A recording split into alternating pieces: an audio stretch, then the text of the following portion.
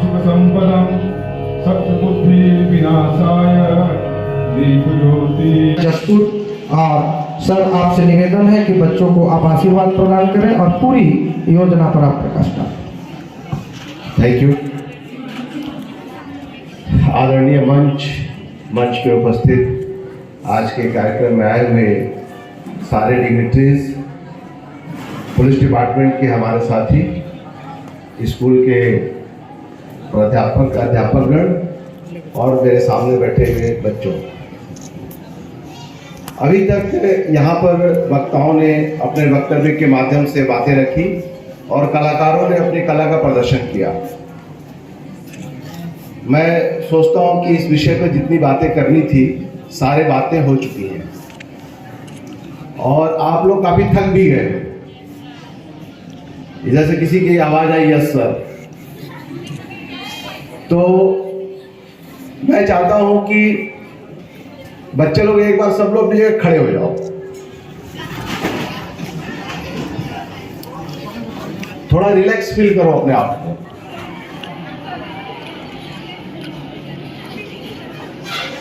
एक मिनट का समय है, अपने को हिला डुला लो।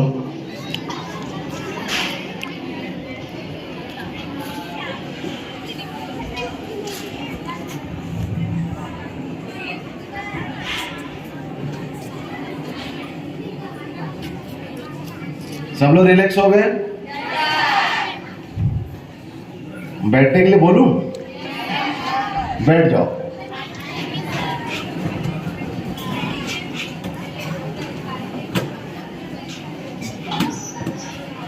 तो सामने से आप इधर आ जाओ। मुंह में तो मैं सुनाऊंगा, उसके लिए आपका अटेंशन चाहिए। और मैं यहां से सबको देख पा रहा हूं, मैं आपके चेहरे को पढ़ सकता हूं। मैं पुलिस ऑफिसर हूं। पुलिस ऑफिसर बॉडी लैंग्वेज जानता है, फेस रीडिंग जानता है। आप लोग अभी सब कैमरे के सामने हो, मतलब मैं यहाँ कैमरे की तरह भी काम कर रहा हूं। ठीक है? अब क्लासरूम हो गया है और क्लास का बदमाश बच्चा यहां से मेरी निगाह में होगा। Pin drop silence. Very good. No बातचीत। अरे इतना टेंशन नहीं लेना है, थोड़ा रिलैक्स हो जाओ। मैं ये बातें इसलिए कर रहा हूं कि हम अगर कुछ बात यहां से करना चाहते हैं तो पहले आपके साथ में जुड़ जाओ और आप मुझसे जुड़ जाओ, तो बातें होंगी। अदरवाइज मुझे तो दिख रहा है ना कौन मुझे सुन रहा है कौन नहीं सुन रहा है, तो मैं उतना ही सुनाऊंगा जितना आप सुनना चाहोगे। तो आपका मन चाहिए। रेडी हो आप लोग? Very good. तो चले? चलो। आज 3 विषय था। एक विषय था साइबर जागरूकता का, दूसरा विषय था ट्रैफिक का और तीसरा विषय था नारी सुरक्षा का। ये 3 विषय लेके हम आपके सामने उपस्थित हुए हैं और अयोध्या सर ने कहा था कि बच्चों को आप थोड़ा मोटिवेट भी कर दीजिएगा। ये मेरे लिए परम सौभाग्य का विषय है कि आप जैसे नन्हे मुन्ने बच्चों के साथ संवाद करने का अवसर मिल रहा है मुझे। मेरे पूर्व के वक्ताओं ने आपको ज्ञान सब कुछ दे चुके, जितनी बातें आपको जाननी है आप जान चुके, चाहे ट्रैफिक की बात हो, चाहे साइबर जागरूकता की बात हो और चाहे नारी सुरक्षा। आशा का भी हो चुका है ना? आशा हमारी नौनी रक्षा दल की जो प्रभारी हैं उन्होंने भी आपको बताया। अब वही बातों को मैं रिपीट करूं ये कोई मतलब नहीं होगा। मैं बस आपसे कुछ अलग बातें करूंगा। अभी आप लोग यहाँ पे नाटक देख रहे थे। नाटक देखते समय मैं कलाकारों के लिए एक बार चाहता हूं जोरदार ताली बजाओ।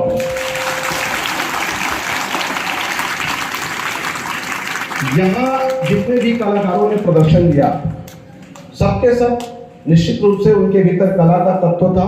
उन्होंने बेहतरीन प्रदर्शन किया और अपने मैसेज को आप तक पहुंचाया। लेकिन एक मिनट, मुझे कुछ जरूरी कॉल लेना पड़ेगा।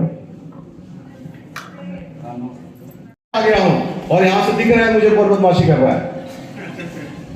प्लीज मैं ये कहना चाह रहा था आपसे कि यहाँ पे जो नाटक हो रहा था, आपने नाटक देखा, नाटक को एंजॉय किया? मुझे दिख रहा था कौन कौन हंस रहा था।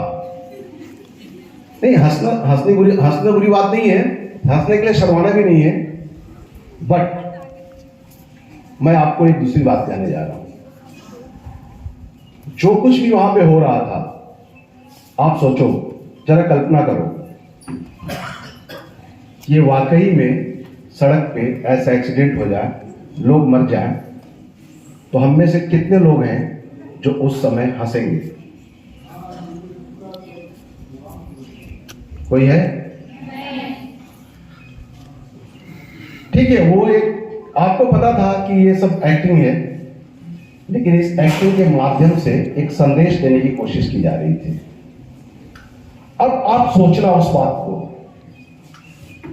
कि जो जो बातें यहां पे की जा रही थी, चाहे नशे की हालत में गाड़ी चलाना हो, चाहे ओवर स्पीड में गाड़ी चलाना हो, या ट्रैफिक रूल्स का पालन न करना हो, ये क्या सचमुच में हंसने की बात है? नहीं है। आप नाटक देखते समय हंसने की आपकी स्वतंत्रता है, मैं भी हंस रहा था, इसमें हम कोई गुनाह नहीं कर रहे थे, लेकिन हम उसको नाटक को केवल हंसने के लिए नाटक देखें, ये सही बात नहीं। उस नाटक का मैसेज क्या है, अगर हम उसको कैरी फॉरवर्ड करते हैं, उसको लेकर अपने घर जाते हैं, तो आज के इस कार्यक्रम की सार्थकता है। उस पर सोचते हैं, चिंतन करते हैं, मनन करते हैं, चर्चा करते हैं। किससे? अपने दोस्तों से, अपने साथियों से, अपने घर परिवार में, माता पिता से। इस विषय में भी चर्चा करते हैं। आप में से तो बहुत सारे लोग अभी मोबाइल नहीं भी चला रहे होंगे, और बहुत सारे लोग चला रहे होंगे तो इंटरनेट यूज नहीं कर रहे होंगे, कर लिए होंगे तो वो मॉनिटरिंग काम, पैसे रुपए काम उसमें नहीं कर रहे होंगे, नेट बैंकिंग नहीं कर रहे होंगे, लेकिन आपके घर परिवार वाले कर रहे होंगे। तो यहां से जब भी जाओ, यहां से जितने लोग यहां बैठे हैं, चाहे बच्चे हो चाहे बड़े हो, इस जागरूकता का अर्थ तभी होगा जब आप अपने घर में जाके अपने बुआ, मामी, चाचा, नाना, बाबा, दादा, भैया सबसे बताओ कि आपको क्या क्या सुरक्षा करनी है। अगर कोई भी,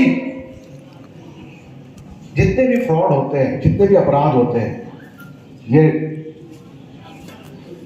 पीछे के बेंच पे बैठे हुए दो बच्चे, लेफ्ट हैंड साइड के आखिरी के बच्चे आपस में मस्ती कर रहे हैं और पीछे पलट के खुद दूसरे को देख रहे हैं।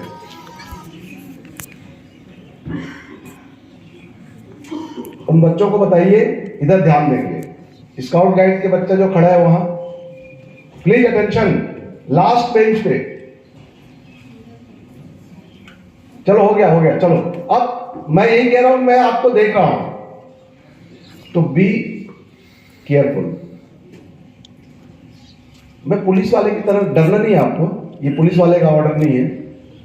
मैं अगर वक्ता हूं, आपने मुझे बुलाया है, तो ये मेरा अधिकार है कि मैं चाहूंगा कि आप मुझे सुनो, और सुनने के लिए अटेंशन जरूरी है। बस इसलिए मैं आपसे यही कहने की कोशिश कर रहा था कि हम जो भी यहाँ पे सुने, ये यहाँ पे मान लीजिए कि 400 लोग हैं, 300-400 की संख्या हो सकती है। अगर ये 300-400 लोग सारी बातों को समझ गए तो ये बहुत अच्छी बात है, लेकिन इसका मैसेज अगर आप 5-5 आदमी को भी बात किए, कभी अपने घर में बैठे, आपके घर परिवार में, शादी ब्याह में, या ऐसे भी चौपाल पे, कहीं भी खेत खलिहान में, कहीं भी आप इन विषय को उठाइए कि आजकल फ्रॉड, ऑनलाइन फ्रॉड कैसे करते हैं, फ्रॉडर ऑनलाइन फ्रॉड कैसे करते हैं। जब आप 5 लोगों को बताएंगे तो उनमें से हो सकता है कि एक आदमी उनके चंगुल से बच जाए, शिकार होने से बच जाए। तो मैं चाहता हूं कि यहां जितने लोग आए, सब यहां से इसका मैसेज लेके जाए कि फ्रॉड से कैसे बचें, क्योंकि ये पूरी दुनिया एक बारूद के ढेर पे बैठ गई है और दुश्मन अदृश्य है, वो दिख ही नहीं रहा है, हम उसको देखने में सक्षम नहीं है, इनविजिबल है। कहां बैठा हुआ है? मेरे को एसपी जशपुर को फोन आता है, मेरे को फ्रॉड करने की कोशिश करते हैं। एक दिन फोन आया, सर आपका बेटा तो रेप कर लिया, उसको पकड़ लिए। सर नहीं बोला, सॉरी, उसने मुझे चमका के बोला। मैं जानता था कि ये फ्रॉड कॉल है, नहीं जानता तो मैं घबरा जाता। अभी एक हमारी पढ़ी लिखी एक महिला हमारी परिचित है, वो विदेश में नौकरी कर चुकी है, वो 2 दिन तक डिजिटल अरेस्ट में थी। आप समझ रहे हो डिजिटल अरेस्ट क्या होता है? कि एक आदमी को ऑनलाइन, एक आदमी वर्दी पहन के आता है और उसको चमका देता है कि आप उठना नहीं है, हिलना नहीं है, खाना नहीं है, जो मैं बोलता हूं कैमरे के सामने रहो। 2 दिन तक पढ़ी लिखी महिला। ऐसा कैसे होता है? क्योंकि वो आपको विश्वास दिला देता है कि मैं पुलिस वाला हूं। उनको उन्होंने क्या बोला कि आपका बैंक अकाउंट नंबर है। कभी 2-3 साल पहले उनका कोई अकाउंट नंबर था, बोले हाँ है, तो बोले आपके इस अकाउंट में 6 करोड़ का हवाले का पैसा आया है। वो डर गए कि अकाउंट नंबर तो मेरा ही है, और फिर उनको डिजिटल अरेस्ट कर लिया। फिर जैसे तैसे उन्होंने मुझे फोन लगाया, फिर मैंने उनको बताया, कंप्लेन कराया, वो अलग बात है। मैं आपको सिर्फ ये एहसास दिलाने की कोशिश कर रहा हूं कि जो दुश्मन है, जो अदृश्य है, जो पूरी दुनिया 2 भागों में बढ़ गई है, एक तरफ वो दुश्मन है और दूसरी तरफ पूरी दुनिया है, तो वो बहुत ही चालाक है। पहले ओटीपी वाला फ्रॉड चालू किए कि आप बैंक बंद करती हो, जान गया कि सब जागरूक हो गए। आप जब जागरूक हो जाते हो उस बात के लिए, तब वो दूसरा लेके आ जाते हैं। ये डिजिटल अरेस्ट अभी चालू किए, जब तक हम इसको बताएंगे तब तक वो तीसरा लेके आ जाएंगे। मतलब हाईली क्वालिफाइड पढ़े लिखे लोग बैठकर ये सारे क्राइम को कर रहे हैं, बहुत ज्यादा दिमाग लगा के कर रहे हैं, बहुत ज्यादा सतर्क रहने की जरूरत है। आप सोच सकते हो कि पिछले साल कितने रुपए का फ्रॉड हुआ इंडिया में? कोई फिगर बताएगा मुझे? अंदाज से बताओ, आप बताओ कितना हुआ होगा? आप ही बताओ, एक फिगर बताओ मुझे कि पूरे हिंदुस्तान में ठगों ने हिंदुस्तान के लोगों की गाड़ी कमाई, कितना पैसा ले लिया? 2-3 करोड़, थोड़ा और बढ़ो, 100 करोड़, कुछ और बढ़ो, थोड़ा और बढ़ो, कोई बच्चा बताओ,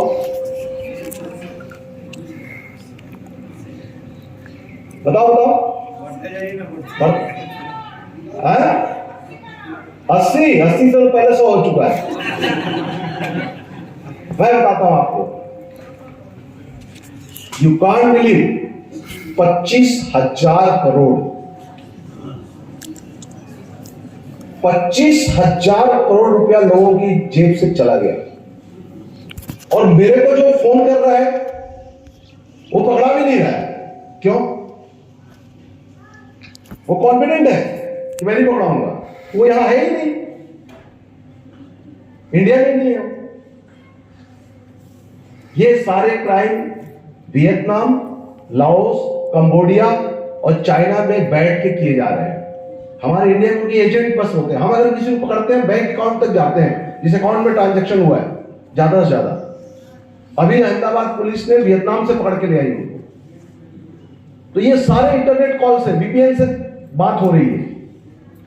तो इसलिए ये सारे कार्यक्रम की जरूरत पड़ रही है कि हमको लगातार इसके प्रति काम करना है, जागरूक रहना है। और इस सबके मूल में क्या है? कोई हमें ठगता कैसे है? कोई बताएगा मुझे? कारण क्या हो सकता है? हमारी किस कमजोरी का फायदा उठाता है? लालच या भय, 2 ही चीज है। या तो डरा दे रहा है कि आपका बेटा जो है वहां पे गलत काम कर दिया है, कोई बोल दिया आपको उसके, आपकी बेटी का एक्सीडेंट हो गया है, या तो डरा दिया, या लालच, आप इतना पैसा लगाओ आपको ये मिल जाएगा। एयरपोर्ट पे आपका पार्सल आ गया है। एक लड़की अपने ही जिले की बता रहा हूं, जशपुर की, उसको एक कॉल आता है, कॉलेज में पढ़ती है, और वो बोलता है कि मैं तुमसे प्यार करता हूं। और प्यार का बुखार आजकल सबको चढ़ा हुआ है, वो भी प्यार बुखार में आ गई। वो बोला मैं लंदन में रहता हूं, और उसको सपने दिखाया। और धीरे धीरे वो बोला कि मैं इंडिया में आया हूँ, एयरपोर्ट पे मेरा सामान हो गया है, तुम कैसे कुछ पैसे भिजवा दो। और ऐसा करके 6 लाख रुपया उसे ठग दिया। और उससे घर वाले मेरे पास आए, उससे मैंने समझाने की कोशिश किया, समझने को तैयारी नहीं की। मैं भी थक गया उसको समझा समझा। मैंने बोला अच्छा उस लड़के से मेरी बात करो। सो मैंने बात कराया, तो बोला मैं लंदन में हूँ। बोला वीडियो कॉल करो। वीडियो कॉल में बोला तू लंदन तो नहीं दिख रहा है मेरे को। मैंने अच्छा तुम अपना डिग्री भेजो, तो फटाफट वहाँ के ऑक्सफोर्ड यूनिवर्सिटी की एक डिग्री बनाया और वो फर्जी वाला भी, मतलब तेरे से अच्छा हमारा रविशंकर यूनिवर्सिटी की डिग्री है। अंततः वो लड़की को मैं थोड़ा सा उसके दिमाग में डाउट डाला कि देख अगर ये सही होता तो अभी तुमको ये इन सवालों का जवाब देता। फिर मैं उसको साइबर सेल में भेजा, फिर यकीन दिलाया, फिर उसकी काउंसलिंग किए, तब जाकर वो मानी। तब तक 6 लाख रुपए अपने माता पिता के दे चुकी थी। लॉटरी लगने का एक किस्सा राजनांदगांव में, जब मैं था एडिशनल एसपी, वहां पर एक बंदे के पास आया कि आपकी लॉटरी लग गई है। लॉटरी लग गई है कितने की? 5 करोड़ की। उसने बोला, खुश हो गया, किसान था, तो बोला कि आपको एक रजिस्ट्रेशन कराना पड़ेगा। तो बोले 3,000 रुपए जमा कर दिए। मिलना कितना है और देना कितना है? खुशी खुशी दे दिया। अरे 5 करोड़ आने वाला है। फिर 3,000 के बाद फिर एक फोन आया कि वो 35,000 दे दीजिए, वो रजिस्ट्रेशन फीस है, उसके बाद प्रोसेसिंग फीस के लिए 1.25 लाख लेगा। 5 करोड़ 1.25 लाख। ऐसे करते करते धीरे धीरे धीरे 25 लाख रुपया जब उस किसान से ले लिए, करीब 15 दिन के भीतर खेत बेच दिया उसने। तब उसको समझ में आया, फिर वो किसी को बताया, फिर वो पुलिस के पास आया और उस 25 लाख को वो तो हो गया, उसमें से उसने कुछ कर्जे लिए, कर्जे वालों ने दबाव बनाया। तो आपको जान क्या हैरानी होगी, उसके बाद वो एक अपने साथी के मिल के उसका मर्डर कर दिया और वो अंततः जेल में चला गया। अब आप देखिए, एक फोन कॉल आता है, एक फ्रॉड उसको सपने दिखाता है तुम 5 करोड़ जीतते हो और उसकी जिंदगी बर्बाद हो जाती है, एक आदमी की हत्या हो जाती है। और इस कहानी में जब पुलिस जाती है तो हमको रीवा के, जब हम लोग गए जिस अकाउंट में पैसे जा रहे थे, तो रीवा के ईंट भट्टे में काम करने वाले मजदूर मिले, क्योंकि अकाउंट उनके नाम पे था। हम उन्हीं को पकड़ पाए। हम आपको यही बताने की कोशिश कर रहे हैं कि जो दुश्मन है वो बहुत ही चालाक है, बहुत ही शातिर है। वो एक आदमी फर्जी सिम कार्ड बनाता है, पूरी एक टीम है, वो दूसरी टीम को नहीं जानती है। दूसरा आदमी बैठ के दिन भर फोन कॉल कर रहे हैं, ग्राहक फंसा रहे हैं। तीसरा आदमी बैंक अकाउंट खुलवा रहा है और चौथे आदमी के नाम पे अकाउंट है और कोई किसी को नहीं जानता। मास्टरमाइंड बैठा हुआ बाहर।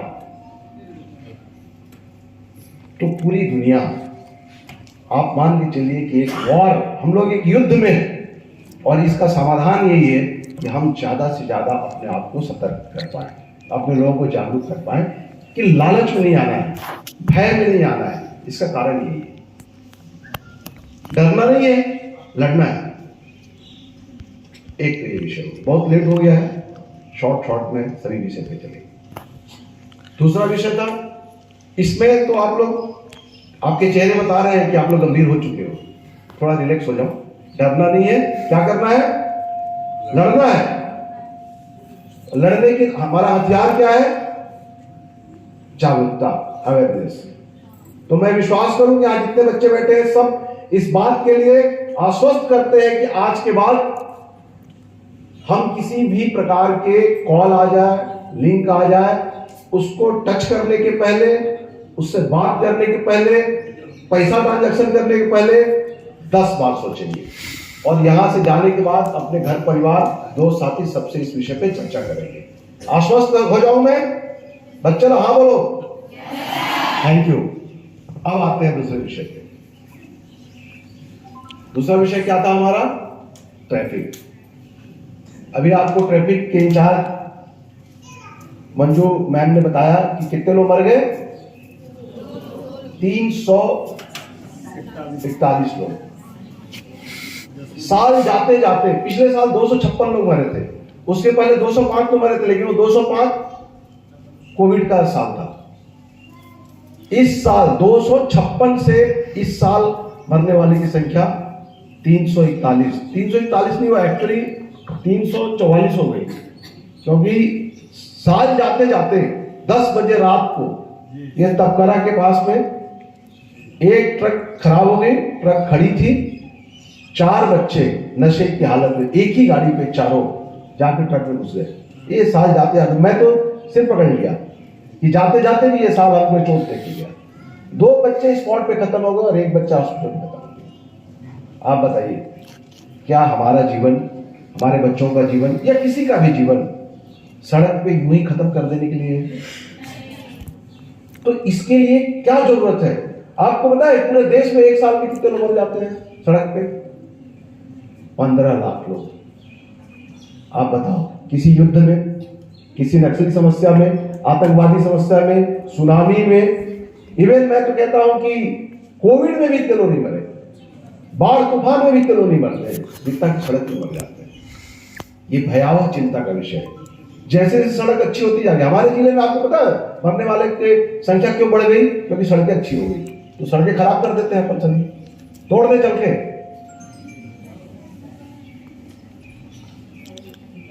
सड़क अच्छी होना हमारी सुविधा के लिए है।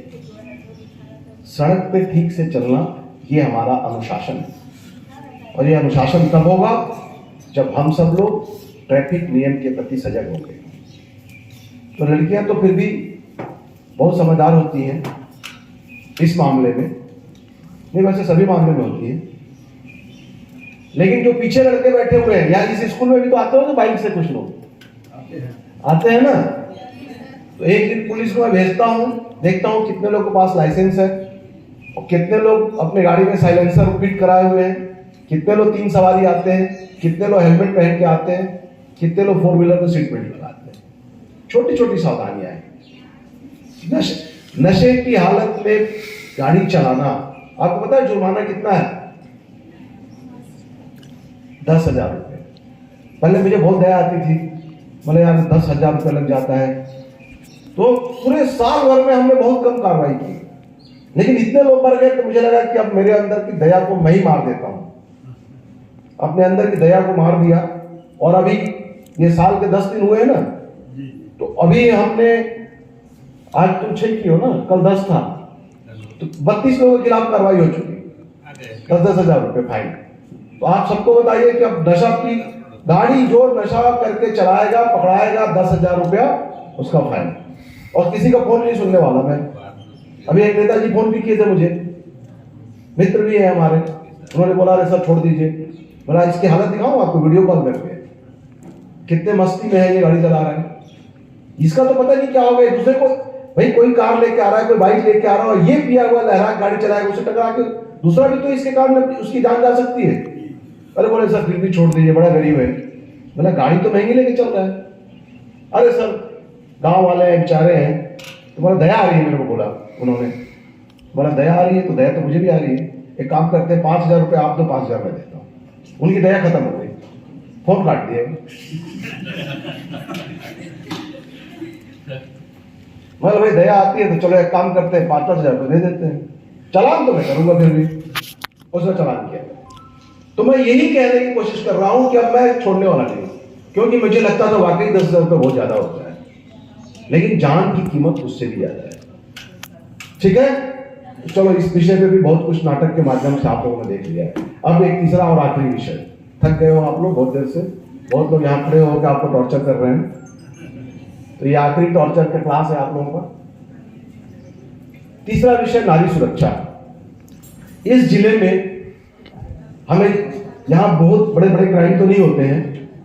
रायपुर, दुर्ग, राजनांदगांव में मेरी नौकरी रही तो वहाँ के क्राइम और यहाँ के क्राइम में बहुत अंतर है। यहाँ जनरली हमारे अच्छे भोले वाले आदिवासी बंधु रहते हैं और चीजें बेहतर हैं।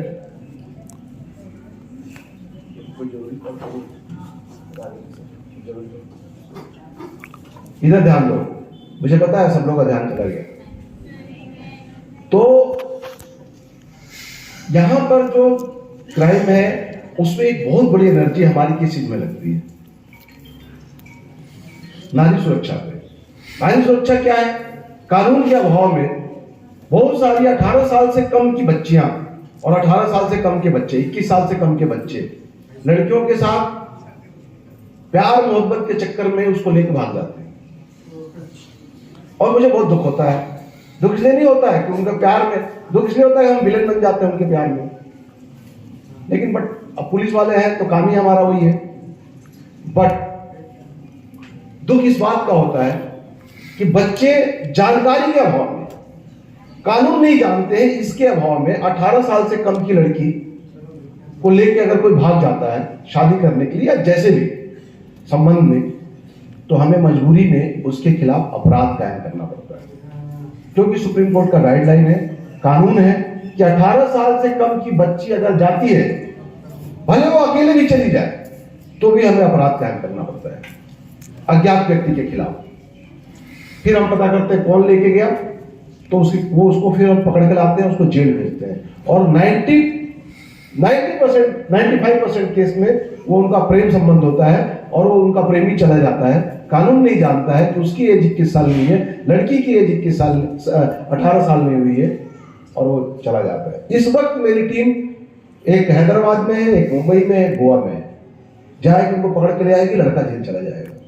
तो लड़कों, पीछे बैठे हुए लड़कों, उम्र का इंतजार करो, और लड़कियों तुम लोग भी उम्र का इंतजार करो, तो नहीं तो तुम्हारे प्रेमी दोस्त साथी जेल जाएगा।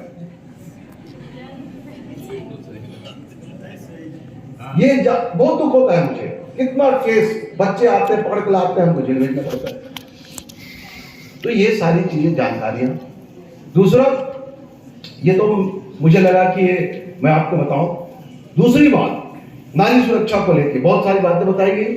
यहाँ पर हमारे माननीय मुख्यमंत्री जी इतने संवेदनशील हैं, उन्होंने बगिया के ही अपने आवास से ही नोनी रक्षा रथ का यहाँ से उद्घाटन किया, जिसके पास हमारी एक एक्सक्लूसिव टीम है, एक गाड़ी है, एक नंबर है। नंबर आप लोग मिल गया हो, नोट कराएंगे आप? 9479 वाला 28400। ये नंबर आपकी ताकत है, ये नंबर नहीं है, ये नंबर मैंने दिया है इस जिले की सारी महिलाओं को। एक दिन से लेके और 90 साल, कोई भी महिला किसी भी उम्र की, किसी भी प्रकार की, उसे कोई भी समस्या होती है, तो एक फोन कॉल की दूरी पे जसपुर पुलिस खड़ी है। एक नंबर लगाइए, आपको सहायता मिलेगी, सुरक्षा मिलेगी, जानकारी मिलेगी, और आपको नारी होने के नाते, महिला होने के नाते किसी से भी डरने की जरूरत नहीं। आपको ये पुरुष समाज इस बात से नहीं डरा सकता, चाहे पिता हो, चाहे पति हो, चाहे भाई हो, चाहे दोस्त हो, चाहे कोई भी हो, XYZ, कोई बाहर का व्यक्ति हो, आपके साथ एक मानवीयता का व्यवहार करना होगा, बराबरी का व्यवहार करना होगा, और कोई भी किसी भी प्रकार से शारीरिक और मानसिक किसी भी प्रकार से आपको प्रताड़ित करता है, आप पुलिस के संपर्क में आइए, पुलिस आपको सहायता देगी। सरकार ने महिलाओं की सुरक्षा के लिए तमाम कानून बनाए हैं। आपको कानून ही नहीं पता है, आप कानून जानोगे तो सशक्त फील करोगे, पावरफुल फील करोगे। अच्छा, मैं आप लोग से एक सवाल पूछता हूं कि मान लो कि तुम्हारे घर में एक टीवी है और उसमें क्रिकेट मैच चल रहा है और उसी पे एक सीरियल भी चल रहा है, सास भी कभी बहू थी, ऐसा कुछ सीरियल आता है? पता नहीं, देखता नहीं हूं।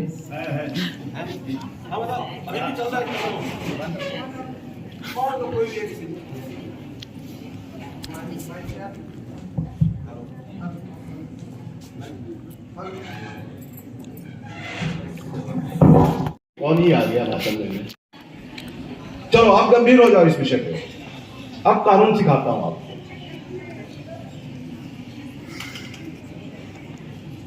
आप ये मान के चलिए कि चलेगा तो उस समय सीरियल ही चलेगा, पापा को हारना ही पड़ेगा कानून के हिसाब से।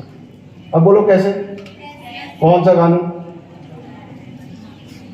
एक कानून है घरेलू हिंसा अधिनियम, डोमेस्टिक वायलेंस एक्ट। उसके तहत कोई भी पुरुष किसी भी महिला को किसी भी प्रकार के शारीरिक, मानसिक, आर्थिक किसी भी प्रकार से प्रताड़ित नहीं कर सकता है।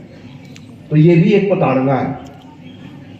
महिला इस बात के लिए थाने जा सकती है, महिला बाल विकास अधिकारी के पास जा सकती है, डायरेक्ट कोर्ट में जा सकती है, या NGO के माध्यम से जा सकती है।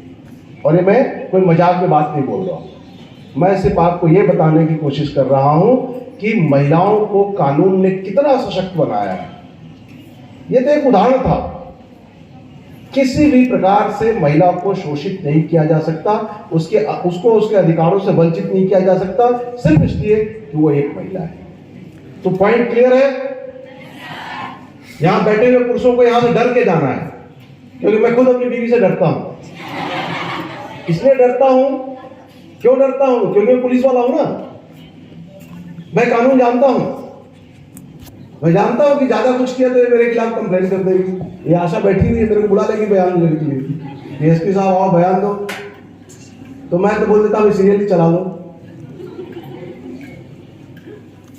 पर अबाउट द जोक, ये बात मैं इसलिए कह रहा हूं कि यहां न तो पुरुष को महिला से डरने की जरूरत है, न ही महिला को पुरुष से डरने की जरूरत है, और न ही महिलाएं पुरुष को डराना चाहती हैं। महिलाएं सिंपली अपना अधिकार चाहती हैं, महिला होने का अधिकार चाहती है, महिला होने के नाते एक इंसान है, उस इंसान होने के नाते बराबरी का अधिकार चाहती है।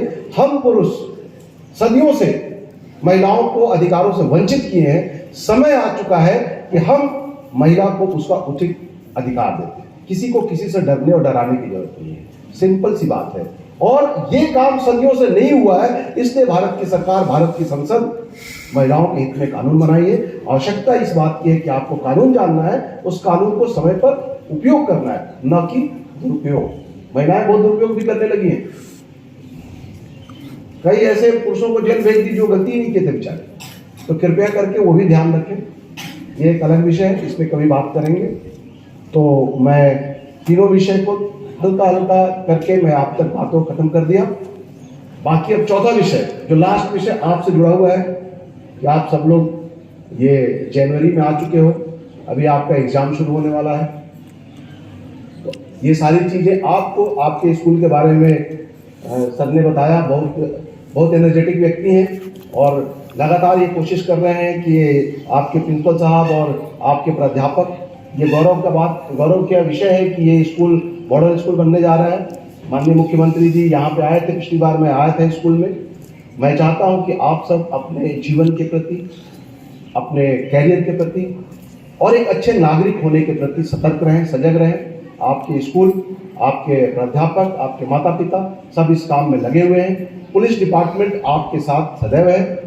आप सब लोग बहुत अच्छा पढ़ो, ये समय आपके कैरियर बनाने का है। एग्जाम से डरने की जरूरत नहीं है।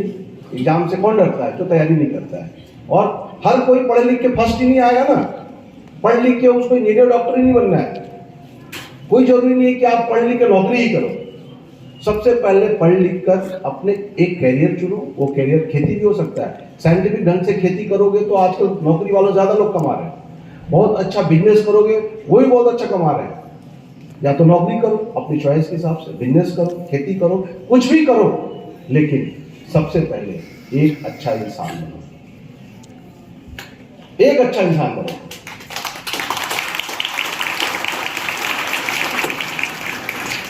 जो देश के कानून का सम्मान करना जानता हो, जो अपने माता पिता का सम्मान करना जानता हो, जो अपने गुरु का सम्मान करना जानता हो, जो एक अपने जीवन का लक्ष्य रखा है। ये जीवन में हमेशा राम और रावण की शक्तियां सदैव अनादिकाल से अनंत काल तक रहेगी।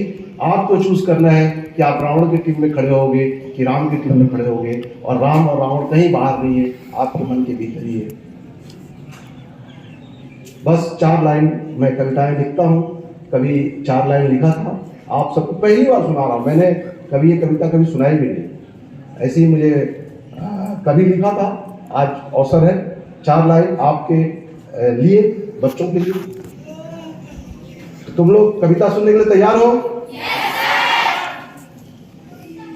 तो कविता की सिर्फ 4 लाइन है कि सतत श्रम करने की श्रृंखला भी चाहिए। सतत श्रम करने की, श्रम मतलब मालूम है ना, मेहनत। आपको बच्चों के लिए आपको कैरियर कैसे बनाना है? सतत मतलब लगातार।